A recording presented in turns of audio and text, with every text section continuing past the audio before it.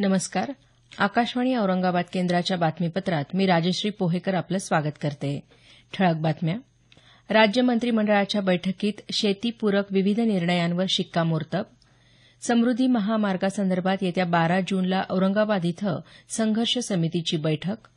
नैऋत्य मोसमी पाऊस केरळमध्ये दाखल. 12वीचा निकाल 89%. अनुत्तीर्ण विद्यार्थ्यांची 11 जुलैला पुनर्परीक्षा. आणि तरुणांनी रोजगाराचा दर उंचावून भारताला महाशक्तिशाली बनवावं, माजी परराष्ट्र सचिव निरुपमा मेनन राव यांचं आवाहन. आता सविस्तर बातम्या. राज्य मंत्रिमंडळाच्या काल झालेल्या बैठकीत शेतीपूरक विविध निर्णयांवर शिक्कामोर्तब करण्यात आलं. राज्यात शेतमालावर प्रक्रिया प्रकल्प स्थापन करण्यासाठी मुख्यमंत्री कृषी आणि अन्न प्रक्रिया योजनेला मंत्रिमंडळानं काल मान्यता दिली. नाशवंत शेतमाल प्रक्रिया प्रकल्पांना या योजनेमध्ये प्राधान्य देण्यात येईल. ही योजना 5 वर्षांसाठी राबवण्यात येणार असून योजनेच्या मूल्यमापन अहवालाच्या आधारावर ती पुढे चालू ठेवण्याबाबत निर्णय घेण्यात येणार आहे. शेतकऱ्यांना माफक दरात वीज पुरवठा करण्यासाठी मुख्यमंत्री सौर कृषी वाहिनी योजना राबवण्यासह राज्याच्या नवीन ऊर्जा संरक्षण धोरणाला मंत्रिमंडळाच्या बैठकीत काल मान्यता देण्यात आली. या धोरणामुळे पुढील 5 वर्षात 1000 मेगावॅट ऊर्जेची बचत होईल अशी अपेक्षा आहे. शाळांमध्ये शिक्षण सेवकांची भरती आता एप्टिट्यूड अर्थात अभियोग्यता चाचणी तसंच बुद्धिमत्ता चाचणी परीक्षेच्या आधारे होणार आहे. मंत्रिमंडळ बैठकीत काल हा निर्णय घेण्यात आला. राज्यातल्या सर्व व्यवस्थापनांच्या अनुदानास पात्र ठरलेल्या आणि पात्र घोषित झालेल्या शाळांना हा निर्णय लागू असेल. यापूर्वी स्थानिक स्वराज्य संस्थांच्या शाळांमध्ये शिक्षण सेवक भरतीसाठी घेण्यात येणारी केंद्रीय भरती पूर्व निवड चाचणी परीक्षा रद्द करण्यात आली आहे. महाराष्ट्र राज्य मुक्त विद्यालय मंडळ स्थापन करण्याचा निर्णय राज्य मंत्रिमंडळानं काल घेतला. या मंडळाकडून बहिस्थ विद्यार्थ्यांसाठी 5वी, 8वी, 10वी आणि 12वी वर्गासाठी परीक्षा घेण्यात येणार आहेत. यापूर्वी 10वी तसंच 12वी उत्तीर्ण न होऊ शकलेल्यांना देखील या मुक्त विद्यालयाचा लाभ होणार आहे. 1 जूनपासून संपाची हाक देणाऱ्या शेतकऱ्यांसोबत मुख्यमंत्री देवेंद्र फडणवीस यांची काल सकारात्मक चर्चा झाली. कृषी राज्यमंत्री सदाभाऊ खोत यावेळी उपस्थित होते. शेतकऱ्यांच्या सर्वच मागण्यांबाबत सरकार सकारात्मक असल्याचं यावेळी सांगण्यात आलं. स्वाभिमानी शेतकरी संघटनेचे नेते खासदार राजू शेट्टी यांच्या नेतृत्वाखालील शिष्टमंडळानं काल मुंबईत राज्यपाल सी विद्यासागर राव यांची भेट घेऊन त्यांना विविध मागण्यांचं निवेदन सादर केलं. शेतकरी कर्जमाफीसह विविध मागण्यांचा या निवेदनात समावेश आहे.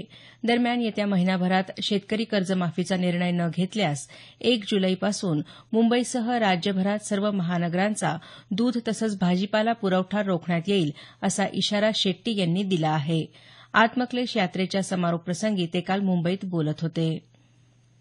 मुंबई नागपूर नियोजित समृद्धी महामार्गासंदर्भात येत्या 12 जूनला औरंगाबाद इथं पक्षविरहित संघर्ष समितीची बैठक घेणार असल्याचं माजी केंद्रीय कृषी मंत्री खासदार शरद पवार यांनी म्हटलं आहे.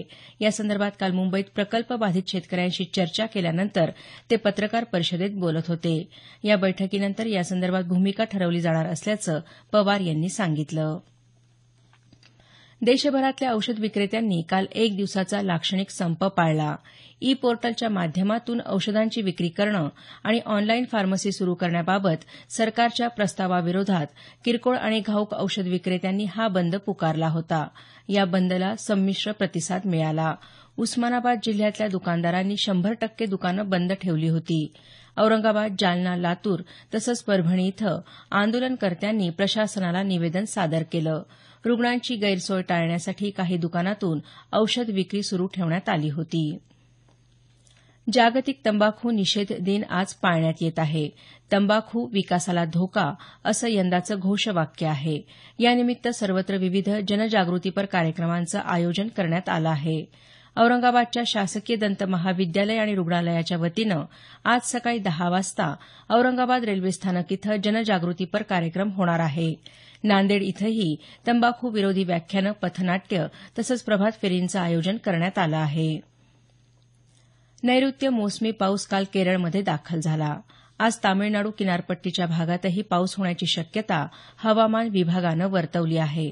दरम्यान राज्यातही मोसमी पाऊस वेगानं दाखल होण्याची शक्यता असल्याचं कृषी हवामान तज्ज्ञ रामचंद्र साबळे यांनी सांगितलं. दरम्यान बीड शहरात काल संध्याकाळी पावसानं हजेरी लावली, त्यामुळे तापमानात काही प्रमाणात घट झाली.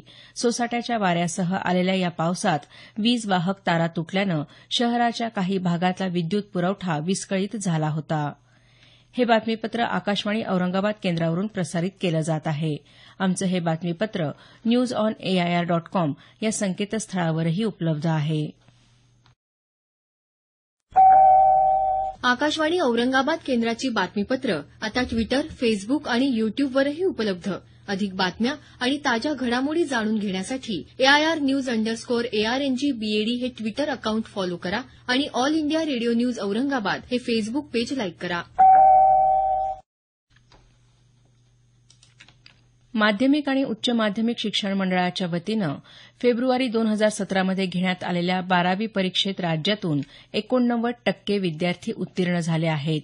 उत्तीर्ण विद्यार्थ्यांना 9 जून रोजी दुपारी 3 वाजेनंतर आपापल्या महाविद्यालयातून गुणपत्रिका मिळणार आहेत. या परीक्षेत 2 विषयात अनुत्तीर्ण विद्यार्थ्यांना फेरपरीक्षा देता येणार आहे. 11 जुलैला ही परीक्षा होणार असून 1 जूनला या परीक्षेचं वेळापत्रक जाहीर होईल. गुणपडताळणीसाठी उद्यापासून 3 जूनपर्यंत अर्ज करता येतील असं मंडळाकडून सांगण्यात आलं आहे. विभागात परभणी जिल्ह्यात सर्वाधिक 90.59% तर त्या खालोखाल बीड जिल्ह्यात 90.49% परीक्षार्थी उत्तीर्ण झाले.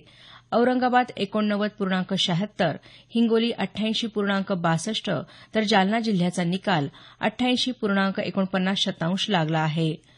लातूर विभागाचा निकाल 88.22% एवढा लागला असून विभागात लातूर जिल्ह्यातून सर्वाधिक 89% परीक्षार्थी उत्तीर्ण झाले.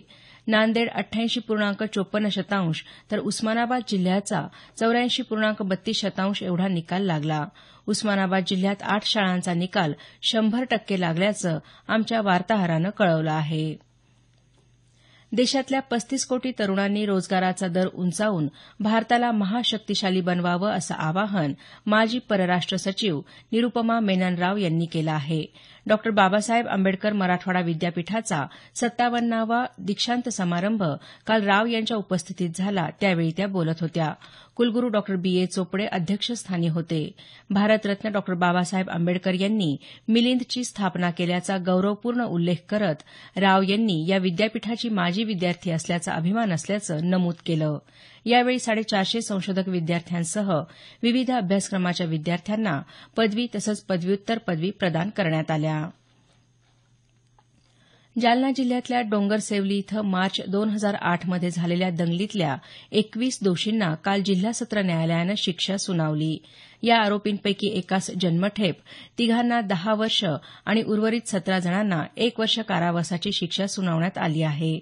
या दंगलीत दोघांचा मृत्यू झाला होता तर काही जण जखमी झाले होते. दुकानं, वाहनं आणि इतर मालमत्तेचंही मोठं नुकसान झालं होतं. बनावट परीक्षार्थी प्रकरणी परभणी इथल्या वसंतराव नाईक कृषी विद्यापीठातील सहाय्यक कक्ष अधिकारी अरविंद टाकळकर याला गुन्हे अन्वेषण विभागानं काल जालना इथून अटक केली. टाकळकर यानं 7 जणांच्या नावानं परीक्षा दिल्याचं उघडकीस आलं आहे. या प्रकरणातील मुख्य आरोपी प्रमोद राठोडसह टाकळकर याला 5 दिवसांची पोलीस कोठडी सुनावण्यात आली आहे. वृक्ष लागवड आणि संवर्धनासाठी चळवळ उभारणं आवश्यक असल्याचं मत वनस्पतीशास्त्राचे अभ्यासक प्राध्यापक डॉ. S.R. यादव यांनी व्यक्त केलं आहे. लातूर इथं आयोजित 6व्या अखिल भारतीय संत साहित्य संमेलनात वृक्षारोपण या विषयावरील परिसंवादात ते काल बोलत होते. प्रत्येकानं आयुष्यात किमान एक तरी वृक्ष लावून त्याचं संवर्धन करायला हवं असं आवाहन डॉ. यादव यांनी यावेळी केलं. शेवटी पुन्हा काही ठळक बातम्या. राज्य मंत्रिमंडळाच्या बैठकीत शेतीपूरक विविध निर्णयांवर शिक्कामोर्तब. समृद्धी महामार्गासंदर्भात येत्या 12 जूनला औरंगाबाद इथं संघर्ष समितीची बैठक. नैऋत्य मोसमी पाऊस केरळमध्ये दाखल. 12वीचा निकाल 89%. अनुत्तीर्ण विद्यार्थ्यांची 11 जुलैला पुनर्परीक्षा. आणि तरुणांनी रोजगाराचा दर उंचावून भारताला महाशक्तिशाली बनवावं, माजी परराष्ट्र सचिव निरुपमा मेनन राव यांचं आवाहन. याबरोबरच हे बातमीपत्र संपलं. आमचं यानंतरचं मराठी संक्षिप्त बातमीपत्र सकाळी 10 वाजता.